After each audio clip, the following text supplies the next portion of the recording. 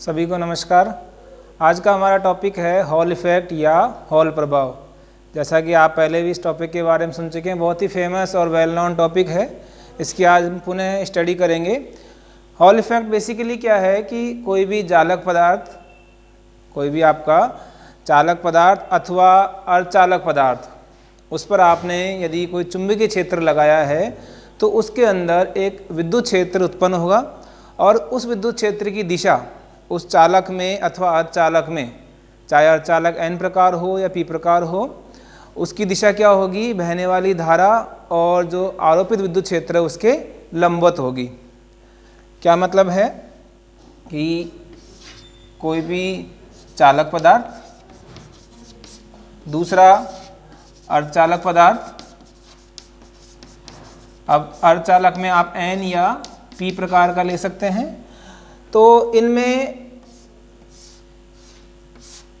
आपने इस तरह से कोई संरचना हो सकती है। तो यदि x दिशा में आपकी धारा प्रवाहित हो रही है और यदि आपने y दिशा में या z दिशा में चुंबकीय क्षेत्र आरोपित किया है, तो जो उत्पन्न विद्युत क्षेत्र होगा EH, या यूँ कह दें कि वो उसकी दिशा EY होगी। तो यही हम कहना चाह रहे हैं कि किसी भी चालक में या अर्धचालक में जो विद्युत क्षेत्र उत्पन्न होगा उसकी दिशा बहने वाली धारा तथा जो आरोपित विद्युत क्षेत्र उसके लंबवत होगा। सो it will be called hall effect या हॉल प्रभाव। अब हॉल प्रभाव के द्वारा आप क्या क्या मान ज्ञात कर सकते हैं, जिसमें बेसिकली सबसे प्रमुख है हॉल गुणांक। और हॉल गुणांक किस किस पे डिपेंडेंट है ये हम देखेंगे। हॉल गुणांक का मान N प्रकार के अर्धचालकों के लिए और P प्रकार के अर्धचालकों के लिए अलग अलग होगा या उनकी दिशा अलग अलग होगी, वो हम डेरिवेशन से देखेंगे।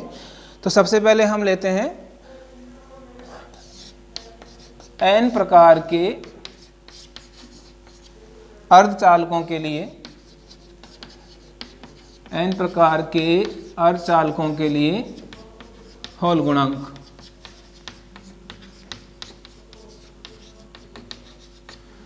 इसकी पहले संरचना बना लेते हैं।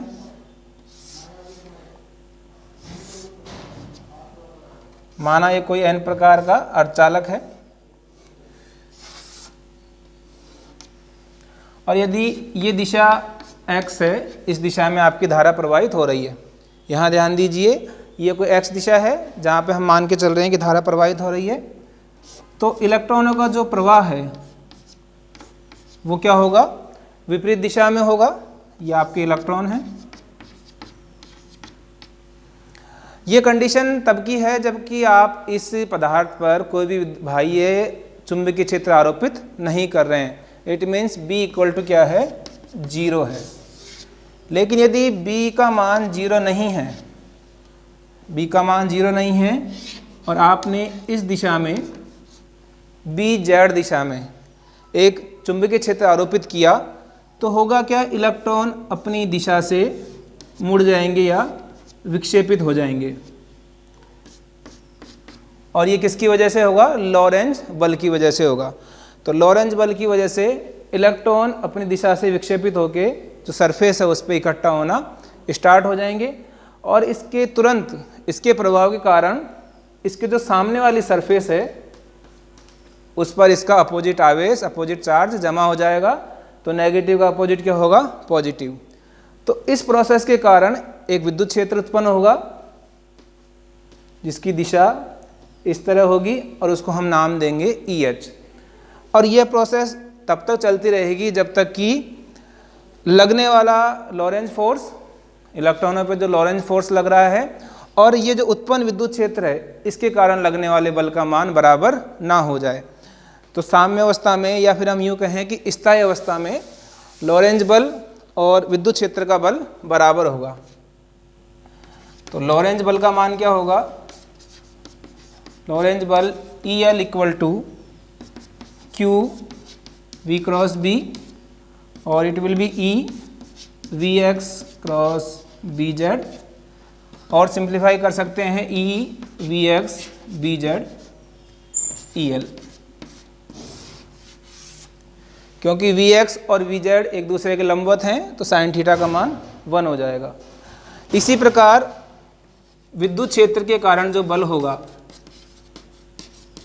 विद्युत क्षेत्र के कारण जो बल होगा, it will be F H और क्यू ई एच और we can say E H. Equation number first, equation number second.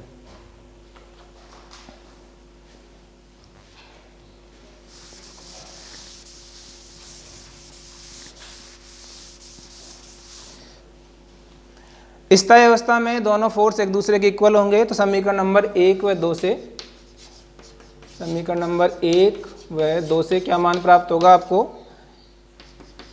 E V X B Z equal to small E E H.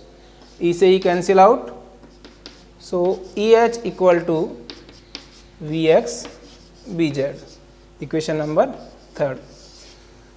समीकरण 3 में ई एच जो विद्युत क्षेत्र उत्पन्न हुआ है उसका मान है, वी एक्स इलेक्ट्रॉनों का वेग है और बी जेड क्या है? आरोपित चुंबकीय क्षेत्र है। अब चूंकि हम जानते हैं धारा घनत्व का मान,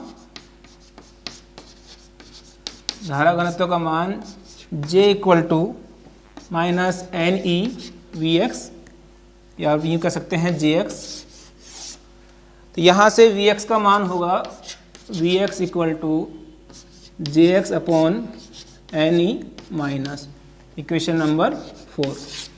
चूँकि ये इलेक्ट्रॉनों के लिए आपने मान ज्ञात किया इसलिए J X equal to minus N E V X. समीकरण 4 का मान समीकरण नंबर 3 में रखेंगे।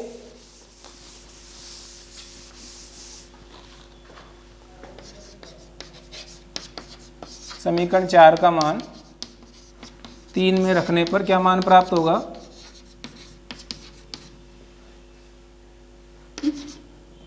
ई H equal to V X की वैल्यू है minus J X upon N E और बी जेड। कुछ टर्म इधर ट्रांसफर कर लेते हैं लेफ्ट हैंड साइड में, so it will be E H upon J X B Z equal to minus 1 upon N E. Equation number 5।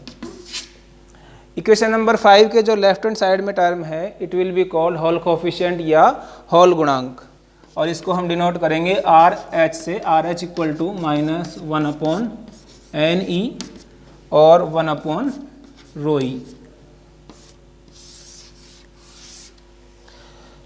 समीकरण number 6। तो समीकरण 6 हॉल गुणांक को व्यक्त कर रहा है जो कि डिपेंडेंट है एन तथा ई पर, या फिर हम कह सकते हैं इलेक्ट्रॉनों की सांद्रता पर। R H equal to minus 1 upon N E. इसी प्रकार पी प्रकार के अर्धचालकों के लिए आर एच का मान होगा। तो पहले उसमें हम धारा का प्रवाह जो होलों के कारण हो रहा है उसको देख लेते हैं और आर एच का मान देखेंगे क्या प्राप्त हो रहा है। दूसरा है पी प्रकार का अर्धचालक। इसके लिए माना ये कोई अर्धचालक है। अब पी प्रकार के अर्धचालकों में धारा प्रवाह किसके कारण होगा? होल्स के कारण होगा। यदि आई एक्स दिशा में धारा बह रही है तो आपका जो पॉजिटिव चार्ज है वो उसी दिशा में फ्लो होगा। ये कंडीशन तब की है जब बी इक्वल टू 0 है। जैसे ही चुंबकीय क्षेत्र आरोपित करेंगे ये कुछ विक्षेपित हो जाएंगे और इसके अपोजिट डायरेक्शन में माइनस चार्ज डेवलप होगा और विद्युत क्षेत्र की दिशा एन प्रकार के अर्धचालक से विपरीत दिशा में होगी। तो इस प्रकार की कैलकुलेशन जब आप करोगे पी प्रकार के अर्धचालकों के लिए तो उसके लिए हॉल गुणांक का मान R H equal to 1 upon P E और 1 अपॉन रो पी। ठीक है। समीकरण नंबर 7। ये हॉल गुणांक का मान होगा पी प्रकार के अर्धचालकों के लिए। अब समीकरण नंबर 6 और 7 का कंपैरिजन कीजिए। आप ये देखेंगे कि दोनों की दिशा एक दूसरे के विपरीत है या सिंबल दोनों का अलग है, क्योंकि इसमें जो इलेक्ट्रॉनों के कारण धारा प्रवाह हो रही है जबकि इसमें होल्स के कारण धारा प्रवाह हो रही है। तो इस प्रकार जो इलेक्ट्रॉन या होल की सांद्रता है उनके कारण हॉल गुणांक का मान ज्ञात किया जा सकता है। तो आज की वीडियो में हमने n प्रकार के अचालक, p प्रकार के अचालक या जो चालक है उनमें हॉल प्रभाव क्या होता है उसके बारे में अध्ययन किया तथा हॉल गुणांक का मान ज्ञात किया। अगले वीडियो में अन्य टर्मिनोलॉजी का मान ज्ञात करेंगे। धन्यवाद।